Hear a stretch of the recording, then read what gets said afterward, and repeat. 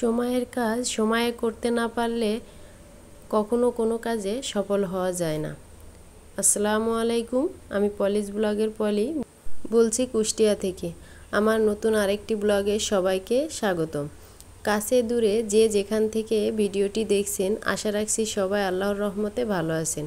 আমিও আমার পরিবার আল্লাহর রহমতে ও আপনাদের দোয়ায় ভালো আছি। গত ভিডিওতে আপনারা দেখেছিলেন যে বিদ্যুৎ না থাকার কারণে আমি যে তালের মাখাটা মেখে রেখেছিলাম সেটা আর ভাপে দিতে পারিনি, আপনাদের সঙ্গে আর শেয়ারও করতে পারিনি। বিদ্যুৎ আসার পরে আমি কিন্তু তালের মাখাটা ভাপে দিয়েছিলাম। আমরা সকলেই জানি পুডিং তৈরি করার অন্ততপক্ষে আধা ঘন্টা আগে হলেও যেমন ডিমটা বের করে রাখতে হয় ফ্রিজ থেকে, তেমনি কেক বানানোর সময়ও ডিমটা বের করে রাখতে হয়। এটা কিন্তু আসলে ফ্রিজে রেখেও অনেকটাই ঠান্ডা হয়ে গিয়েছিল, যার কারণে আমার এই তালের কেক বলেন আর পুডিং বলেন, এটা কিন্তু দেখতে ততটা সুন্দর হয়নি, একটু নরম হয়ে গিয়েছিল। কিন্তু এটা খেতে স্বাদে কিন্তু খুব সুন্দর হয়েছিল। এত সুন্দর টেস্ট হয়েছে, কিন্তু দেখতে ততটা সুন্দর হয় না। ভাবলাম আপুদের যেহেতু বলেছি কেমন হয়েছে দেখাবো, তাই আপনাদের সঙ্গে শেয়ার করলাম। আমার হাজব্যান্ড কিন্তু অফিস থেকে ফেরার পথে কিছুটা বাজার নিয়ে এসেছিল। বেশিরভাগ সময়ই আমাদের অফিস থেকে ফেরার পথে বাজার নিয়ে আসে। এখানে ধুন্দল নিয়ে এসেছে, লাউ নিয়ে এসেছে, পটল নিয়ে এসেছে, সাথে কিন্তু কাঁকরোল এনেছিল, আরও এনেছিল মূলা। আসলে আমাদের কিন্তু একটু তরকারির বেশিই লাগে। আমার মেয়ে কিন্তু খুবই কম খায়, যেহেতু আমরা সকালে রুটি খাই, রুটির সঙ্গে যে কোনো একটা সবজি ভাজি, আবার 2-3টা তরকারি দুপুরে রান্না করা হয়, এই জন্য সবজির বাজারটা আমাদের একটু বেশিই লাগে। সপ্তাহে কিন্তু 2বার সবজি আনতেই হয়। এখানে এই যে বাজারগুলি দেখছেন, এই সপ্তাহের এই কয়দিন কিন্তু এটা দিয়েই আমাদের চলে যাবে। রাত্রে কাজ করতে কিন্তু আমার খুব ভালো লাগে, কারণ দিনের বেলায় রান্না বান্না অন্য অন্য কাজ করে কিন্তু তেমন সময় পাওয়া যায় না। কিন্তু রাত্রে খাবার দাবারের পরে বা সন্ধ্যার পরে অনেক সময় থাকে, যে সময়টায় ঘরের অনেক কাজ কিন্তু গুছিয়ে নেওয়া যায়। আমি কিন্তু মাঝে মাঝেই ঘরের অনেক কাজ রাত্রেবেলায় গুছিয়ে নিই। বাজারের সঙ্গে কিছু মরিচ এনেছিল, মরিচগুলো বোটা বেছে আমি এখানে পলি ব্যাগের ভিতরে ভরে ফ্রিজে রাখবো। আমি একবারেই সবটা গুছিয়ে ফ্রিজে উঠিয়ে রাখলে দেখা যাচ্ছে যে ঘরটা একবারে ঝাড়ু দিয়ে পরিষ্কার করে রাখবো। আমি বেশিরভাগ সময় রাত্রে কাজ করি, যেমন আমার মেয়ের যখন স্কুল খোলা থাকে তখন কিন্তু দিনের বেলায় তেমন একটা সময় পাওয়া যায় না। স্কুলে দিয়ে আসা নিয়ে আসা এগুলো করতেই কিন্তু বেশি সময় লেগে যায়। আর আমার বাসা থেকে স্কুলটা অনেকটাই দূর, যার কারণে এই সময়ের সঙ্গে তাল মিলিয়ে চলা যায় না দেখে আমি বেশিরভাগ কাজই রাত্রে গুছিয়ে রাখি। আর রাত্রে কিন্তু আমার মনে হয় গুছিয়ে কাজ করলে সকালবেলায় যখন ঘুম থেকে উঠে ফ্রেশ কিচেন বা ঘরটা ফ্রেশ দেখা যায়, তখন কিন্তু খুব ভালো লাগে।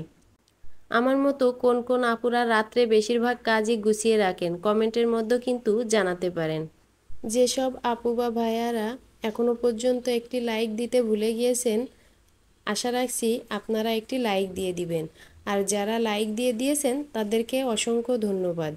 যদি আমার ভিডিওর কোথাও কোনো অংশ একটু ভালো লেগে থাকে তাহলে আপনারা কমেন্ট করে জানাবেন। আর যদি বেশি ভালো লেগে থাকে তাহলে কিন্তু আপনারা শেয়ার করতে পারেন। আসলে একটি লাইক দিতে কিন্তু বেশি সময় লাগে না। আপনারা যদি আমাকে একটি লাইক দিয়ে উপকৃত করেন তাহলে কিন্তু অনেক ভাইয়া আপুর মাঝে আমার এই ভিডিওটি পৌঁছে যাবে। আর আমার এই ছোট্ট চ্যানেলটি ইউটিউব প্ল্যাটফর্মে একটু জায়গা করার সুযোগ পাবে। আমি চাইবো প্রত্যেক আপুরা ভাইয়ারা আমাকে একটু ইউটিউব প্ল্যাটফর্মে জায়গা করার সুযোগ করে দিবেন। আপনাদের সঙ্গে গল্প করতে করতে কিন্তু আমি অনেক কাজই গুছিয়ে নিয়েছি। কিছু কাজ অফ ক্যামেরায় গুছিয়ে নিয়েছি, কিছু কাজ অন ক্যামেরায়। আসলে আমরা যারা লাইফস্টাইল ব্লগ করি দেখলে মনে হয় প্রতিদিন একই কাজ করি। আসলে আমাদের কাজটাই তো এমন, তাই না?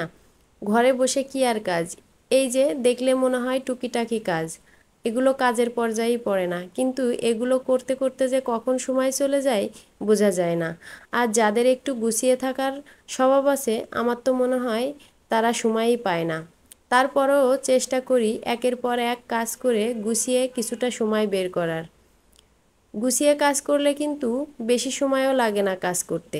সকাল থেকে যদি একের পর এক টার্গেট করে কাজ করা যায় তাহলে কিন্তু সব কাজ সময়ের মধ্যে করা সম্ভব। বেসিংটা পরিষ্কার করে ডাইনিং টেবিলের উপরটাও পরিষ্কার করে নিলাম। আসলে সামনাসামনি টেবিলটা হওয়ার কারণে যে কোনো জিনিস এনেই কিন্তু টেবিলের উপরেই রাখা হয়, যার কারণে আমি কিন্তু একটা ট্রান্সপারেন্ট পেপার দিয়ে রেখেছি কোনো দাগ যাতে আমার গ্লাসটার উপরে না পড়ে। তারপরেও কাগজের উপরে কিন্তু দেখতে খারাপ লাগে, তাই যত সম্ভব চেষ্টা করি গুছিয়ে রাখার। দেখেন আমার মেয়ে কিন্তু তার কাঁকড়াটাও এখানে খুলে রেখেছে। যখন যেটাই পাই সেটাই কিন্তু এনে টেবিলের কর্নারে রেখে দেয়, খেতে বসে হোক আর বাইরে থেকে এসে হোক। তাই আমি একটু একটু করে সব পরিষ্কার করে নেওয়ার চেষ্টা করছি। আমার মেয়েটা কিন্তু অনেক খাবারই বেছে বেছে খায়, যেমন সব বিস্কুট কিন্তু সে খায় না।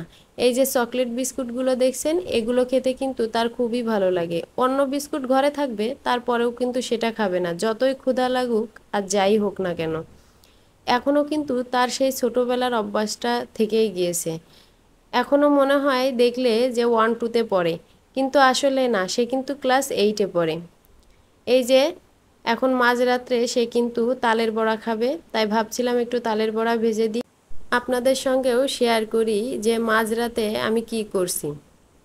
এখানে কিন্তু আপনাদের সঙ্গে যখন ভাজাটা শেয়ার করছি তার আগে আমি এক ব্যাচ ভেজে দিয়েছি, এখন আমি আর এক ব্যাচ তেলে ছেড়েছি।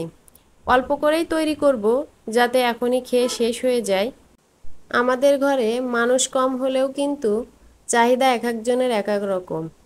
আমার মেয়ে যেটা পছন্দ করবে হয়তোবা তার বাবা সেটা পছন্দ করবে না, আর বাবা পছন্দ করলেও মেয়ে পছন্দ করবে না। তাই আলাদা আলাদা করে তৈরি করা লাগে। যে কোনো খাদ্য খাবার তৈরি করতে গেলে দুজনের মতামত নিয়েই কিন্তু তৈরি করতে হয়। আমার গ্যাসের চুলাটা আসলে জানালার সাইডে দিনের বেলায় পর্যাপ্ত পরিমাণ আলো পাওয়া যায়। গ্যাসের চুলার উল্টো সাইডে আমার লাইটটা হওয়াতে রাত্রে তেমন বেশি আলো পাওয়া যায় না, যার কারণে দেখতে মনে হচ্ছে অনেকটাই কালো।